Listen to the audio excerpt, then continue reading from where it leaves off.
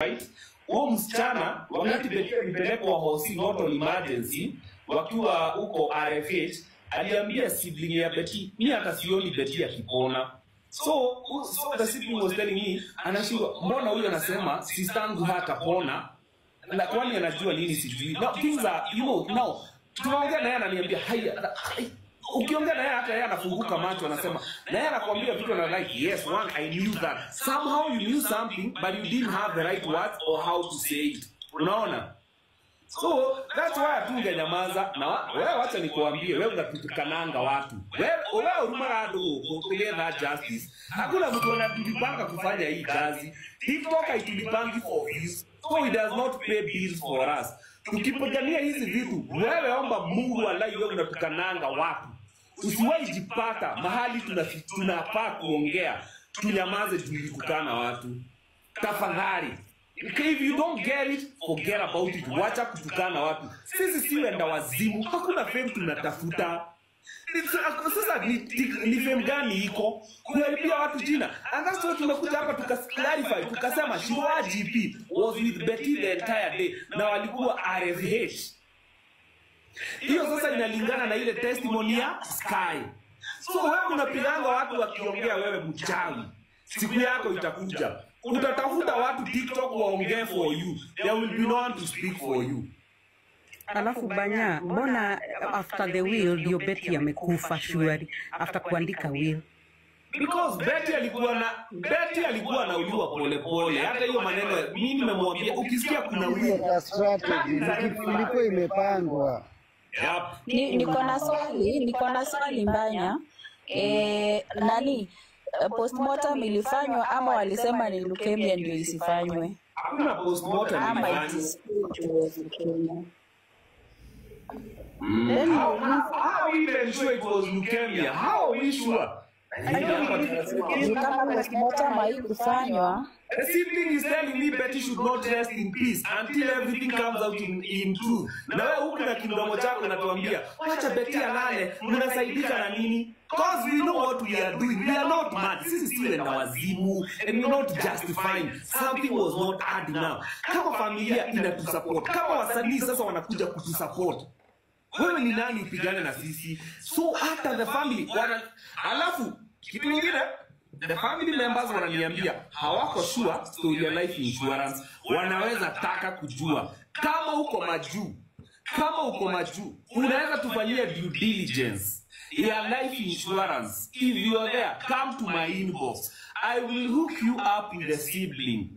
If you can be able to do a due diligence, mufanye search huko mjue kama Betty alikuwa amechukuliwa life insurance. Tukue tunajua hiyo maneno. If you are there, come to my inbox. If you are in USA, come to my inbox. I will connect you with the family so that you can do a due diligence for them. Banya. Yes. Niulize. Kwa serikali yetu ama kwa in the law kuna sasa si kuna minus kwa watoto wote ni minus. Kuna clause yenye inasema anything hata kama itaendelea hakuna kitu itabadilishwa, zote zikuwe trustee ndio at least kukua na time ya kukiendelea hivyo ukweli itajulikana on the way. Wenye wanajua ndio watuambie. Unajua if there is a will, because nimemwambia kama kuna will, because Betty amesikia tu mwili yake imeanza kuleta shida juzi tu, so probably Betty was coerced to write a will. Okay, maybe she was coerced. So the issue of a will right now, that is the first red flag. That's a red flag. Hiyo nayo. Aya, kuna kitu kingine nimekumbuka saa hizi. Was it last year? DJ Mo can confirm this. Mimi DJ Mo size 8, wife yangu na Kabiwa Jesus na Miliwa Jesus tulienda kwa jamaa anaitwa Sami.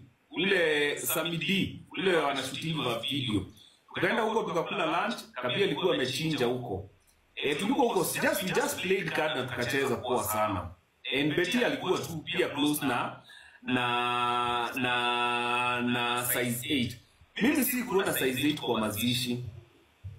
Saizi tumbona umenyamaza, Betty alikuwa best yako.